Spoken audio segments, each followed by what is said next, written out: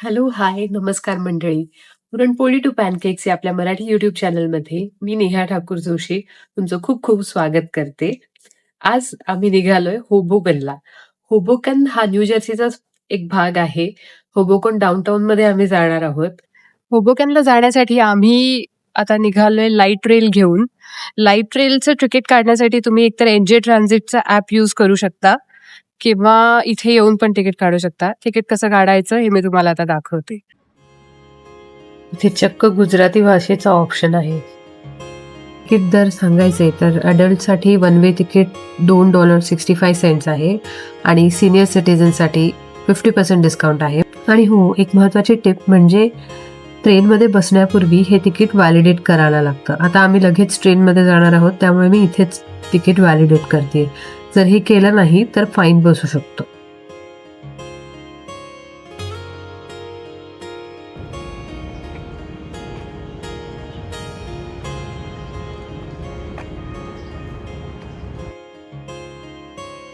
ही light rail पूर्णपणे eco friendly आणि electric आहे. आणि एक गंमत म्हणजे न्यू जर्सीच्या या भागात एकेकाळी अवाढव्य रेल्वे यार्ड्स होते. त्या जुन्या ट्रॅक्सचा वापर करून आज ही आधुनिक लाईट रेल बनवली गेली आहे.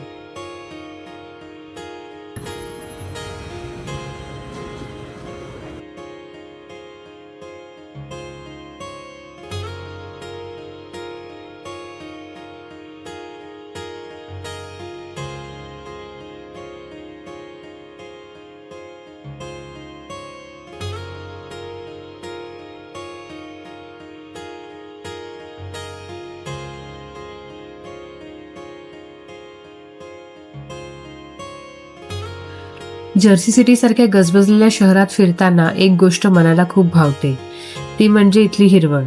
आजूबाजूला एवढ्या इमारती असूनही त्यांनी जागोजागी छोटे मोठे पार्क्स आणि झाडं इतकी सुंदर जपली आहेत की सिमेंटच्या जंगलातही आपल्याला निसर्गाचा स्पर्श जाणवतो.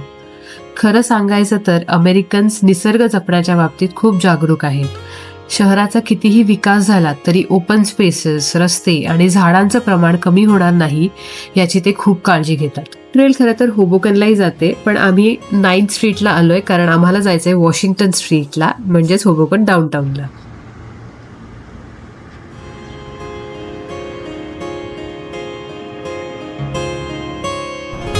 लाईट रेलच्या 9th स्ट्रीट स्टेशनवरून आम्ही चालत आलो वॉशिंग्टन स्ट्रीटवर आणि तिथेच आम्हालाही हे मार्गरिटा नावाचं एक रेस्टॉरंट दिसलं.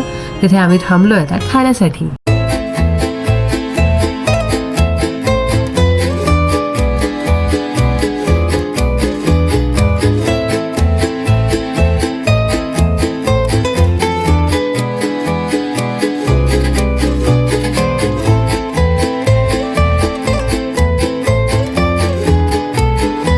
इथे बसल्या बसल्या त्यांनी आम्हाला हा मस्त गरम गरम कॉम्प्लिमेंटरी ब्रेड आणि ऑलिव्ह ऑइल दिलं. पण या ऑलिव्ह ऑइल मध्ये हे ब्राऊन रंगाचं काहीतरी दिसतंय ना, पहिली 2 सेकंद तर आम्हाला असं वाटलं की ऑलिव्ह ऑइल मध्ये चुकून सोया सॉस टाकून दिलाय की काय. चायनीज आणि इटालियन फ्युजन. पण नंतर कळालं तो सोया सॉस नाही तर बॅल्समिक व्हिनेगर आहे.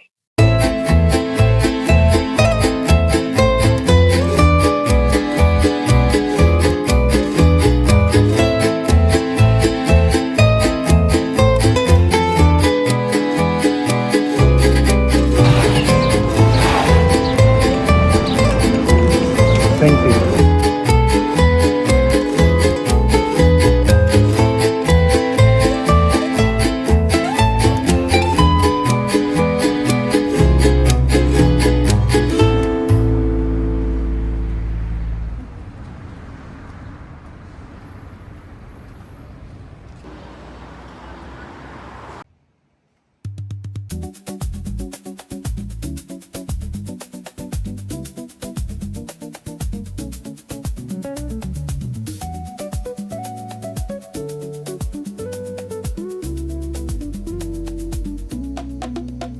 वॉशिंग्टन स्ट्रीट या रस्त्याला होबोकनची लाईफलाईन म्हटलं तरीही चालेल. टीव्हीवरील प्रसिद्ध शो केक बॉस मुळे लोकप्रिय झालेली कार्लोस बेकरी इथेच डाउनटाउन मध्ये आहे.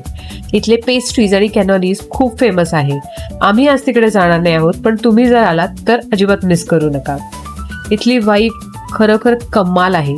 रस्त्याच्या दोन्ही बाजूंना तुम्हाला एकापेक्षा एक सुंदर कॅफे, बुटीक्स, जुनी इटालियन रेस्टॉरंट्स आणि शॉपिंगसाठी मस्त जागा दिसतील. इथे फक्त फिरण्यात आणि आजूबाजूची जुनी सुंदर बांधकामं पाहण्यातच एक वेगळी मजा आहे.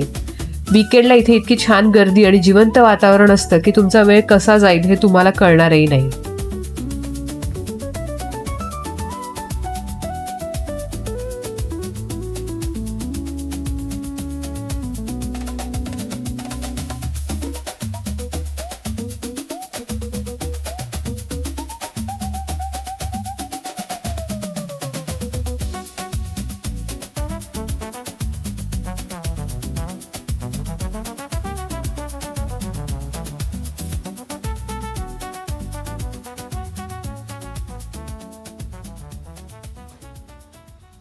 आता आम्ही आलोय अल्बा नावाच्या एका बुटीक शॉपमध्ये आणि हे शॉप खूप क्यूट आहे. इथे इतके छान डिझायनर कपडे आहेत. ऑफकोर्स मुलींसाठी आहेत. आणि इथे जी एक काम करते फातिमा, ती पण खूपच क्यूट आहे आणि खूप छान सगळी माहिती सांगते. आणि तिने मला इथे शूट करायला पण अलाव केलंय. सो मी तुम्हाला दाखवते दुकान कसं आहे.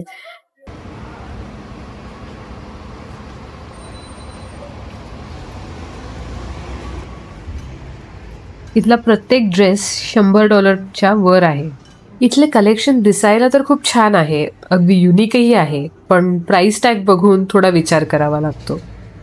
इथे व्हिजिट करणं नक्कीच एक चांगला वेगळा अनुभव आहे, पण व्हॅल्यू फॉर मनी म्हणाल तर तो एक प्रश्नच आहे. त्यामुळे माझा सल्ला असा असेल की तुम्ही स्वतः या आणि मग तुमचा निर्णय घ्या. माझ्यासाठी तरी हे खूपच कॉस्टली दुकान आहे.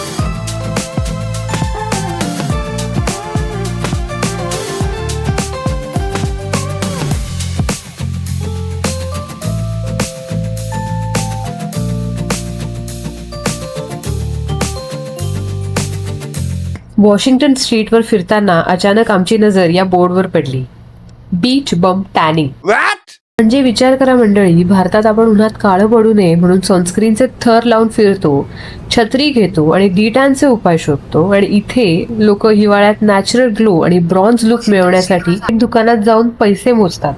आहे की नाही गंमत? एक मस्त सफर, शहरातली सुंदर हिरवळ आणि वॉशिंग्टन स्ट्रीटवरचा हा अप्रतिम वेळ. न्यू जर्सीमध्ये एक्सप्लोअर करण्यासारखं खूप काही आहे आणि ते आम्ही तुमच्यासोबत शेअर करत राहू.